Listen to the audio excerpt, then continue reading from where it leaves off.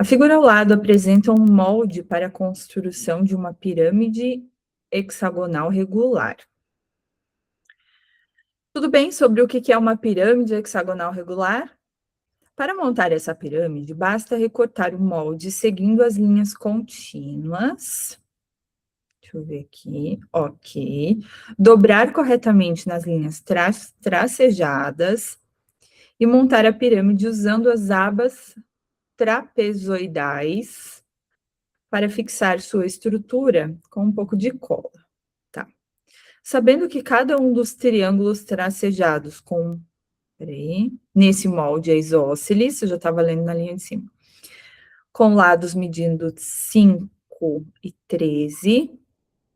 Então, 5 é a base pelo desenho, que é a menorzinha, e 13 são os lados. Qual das alternativas abaixo mais se aproxima do volume dessa pirâmide? Bom, aqui a leitura, ela já puxa a gente para o quebra-cabeça de fórmulas. E quando você vai para o quebra-cabeça de fórmulas, a ideia, talvez você fez isso, você só não percebeu, né? É você colocar a fórmula do volume, que é 1/3 vezes a área da base vezes a altura. E aí você ir sinalizando o que você precisa. Ó, se eu quero o volume, eu preciso da área da base, preciso da altura, a altura da pirâmide, que não vai ser a mesma do triângulo da face lateral. A menos que você estava falando de outro triângulo. Você estava falando... Beleza. Aí vamos lá, área da base. A área da base é a área do hexágono que a gente não tem ela prontinha, mas ela é fácil de calcular porque ele te deu o lado desse hexágono, que é 5. Para a área do hexágono, que é... Fala que eu esqueci ela? 6, mas quando você começou a falar, eu lembrei. Então, isso aqui vai ser... Vamos simplificar esse 2 com esse 3, com esse 6, que vai dar 3. Aí vai dar 5... ao quadrado 25, 25 vezes 3, 75, vai dar 75 raiz de 3 sobre 2. Beleza. Agora, a gente precisa da altura da pirâmide, essa que nós não temos, tá? Já conseguiu visualizar por que a altura da pirâmide não é a mesma dessa face ali? Conseguiu visualizar agora ou não? Mesmo, eu ia dizer, acho que você está visualizando certo. Sempre que você estiver lidando com pirâmide e com cone, olha, 99,9999% das vezes, você vai ter que usar um triângulo retângulo que fica por dentro desse sólido. Esse triângulo retângulo, ele tem como um dos catetos a altura da pirâmide, isso acontece lá no cone também. O outro cateto é o apótema da base, ou, nesse caso vai ser, necessariamente, é que às vezes é o apótema da base, às vezes é só um trechinho da base, não chega a ser o apótema, isso mesmo. E a hipotenusa desse triângulo é que é a altura do triângulo da face. Vamos lá, primeiro vamos visualizar esse triângulo retângulo. Uma coisa que eu gosto de fazer, não sei se você já faz isso ou não, mas uma dica que eu sempre passo para sólidos geométricos é assim, ó. Não tente desenhar o sólido. Imagine o sólido e desenhe só as partes planas. Porque quando você desenha o sólido, você tende a se perder ali, porque você está tentando colocar você está tentando colocar em 2D uma coisa que é 3D. Isso não dá certo. A sua perspectiva fica errada. Então, é melhor você imaginar em 3D e daí você só vai retirando os pedaços e colocando no plano. Costuma funcionar melhor. Então, por exemplo, eu vou imaginar essa pirâmide, então eu vou enxergar a base dela, que é um hexágono, eu vou enxergar a altura dela. Aí eu já visualizei aquele triângulo retângulo. Então, aí esse triângulo retângulo eu desenho.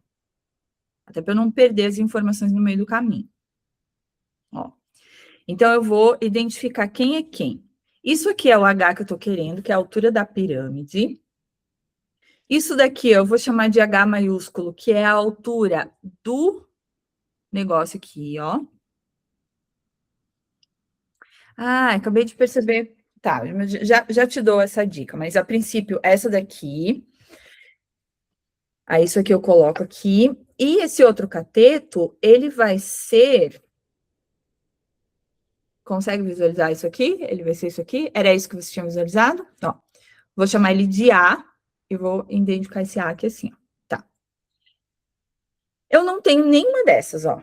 Tipo, isso aqui vai me dar uma trabalheira, que eu vou ter que encontrar essa altura. Dá para encontrar todas elas, mas eu vou ter. Antes da gente seguir com esses cálculos, deixa eu te dar uma outra dica que acontece assim, ó.